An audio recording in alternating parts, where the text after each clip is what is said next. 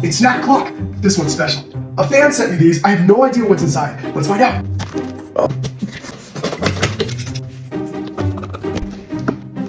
So secure and bouncy. It's pop o'clock. What are all these things? Look. Oh, there's so much stuff. Okay, let's pull a few out one by one. Got these fizzers, soda flavored candy of some type there. Ooh, these look like some biscuits here, and they're lemon. I love all things lemony. Buttermilk rusks, chunky. I have no idea what a rusk is. Can't wait to try these. Look, another flavor. Yeah, these jelly tots. Oh my goodness, guys, I am so spoiled right now. I don't know what. Oh my goodness, what is this KFC flavored chip over here? What is this? Maize snack. Maybe some type of a popcorn.